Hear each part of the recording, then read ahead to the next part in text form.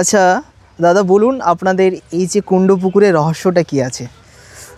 কুণ্ড পুকুরের রহস্য তো আছেই, তার থেকে প্রথম বলবো আমি এখানকার যে মাছ দেখতে পাচ্ছেন সামনে, মাছগুলো খেলা করছে। এগুলো বিস্কুট দিতে পারি? হ্যাঁ অবশ্যই বিস্কুট দিলে হাতের কাছে চলে আসবে খেতে? হ্যাঁ সেটা আসে, তবে অনেক সময় কি হয়, এই যেহেতু মেলা গেছে তো অনেক ভিড় গেছে আর জলটাও ততটা পরিষ্কার নয়। এই মাছ কি কেউ ধরে না? না, মাছ কেউ ধরে না, মাছ কেউ মারেও না এখানে।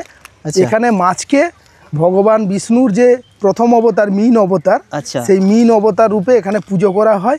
আচ্ছা, এখানে বিস্কুট দিলে কি খেতে আসবে? হ্যাঁ আসবে, কাছাকাছি চলে আসবে। জাস্ট একটু গন্ধটা পাওয়ার জন্য অপেক্ষা করতে হবে, তারপরেই চলে আসবে। এটা এখানে ভগবান বিষ্ণুর যে প্রথম অবতার মীন, সেই মীন অবতার হিসেবে এখানে মাছকে সংরক্ষণ করা হয়, মাছকে ধরা হয় না। কেউ ধরে না, তাই না? কেউ ধরে না।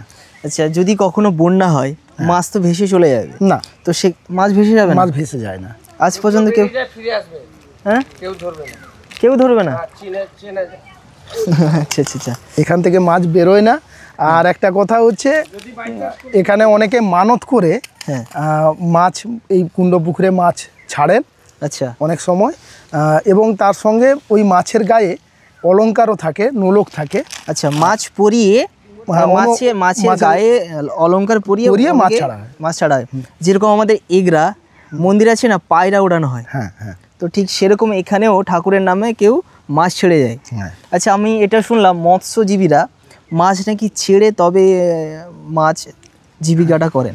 এই যারা, হ্যাঁ একদম ঠিক কথা, যারা ওই ছোট মাছের চারা বিক্রি করতে আসেন না, ওনারা প্রথমে এসে আগে ঠাকুরের কাছে প্রণাম করে এই কুণ্ড পুকুরে মাছ ছেড়ে তারপরে বিক্রি করতে যান। মানে এরকমই আছে যে এখানে হয়তো অনেক দূর থেকে এসেছেন, উনি জানেন না, মাছ না ছেড়ে বিক্রি করতে গেছেন, কিন্তু ওনার সারাদিন কোনো মাছ বিক্রি হয়নি। আচ্ছা, ওই কারণে প্রত্যেক যারা মৎস্য ব্যবসায়ী তারা প্রত্যেকেই এসে মাছ ছেড়ে। তো অনেক বড় বড় মাছ রয়েছে, ওজন কতখানি হবে?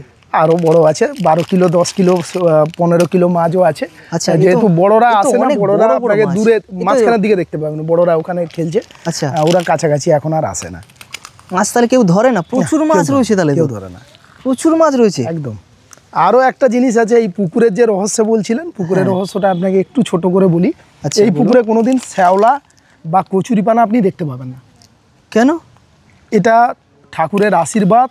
এই পুকুরের জল একবার কচুরিপানাতে ভর্তি হয়ে গেছিল, তো ঠাকুর, আমরা মানে প্রচলিত আছে, ঠাকুর নিজেই এই মন্দিরের যে কচুরিপানা উনি পরিষ্কার করেছিলেন, ওই থেকে এই মন্দিরে কোনোদিন কচুরিপানা বা শ্যাওলা হয় না।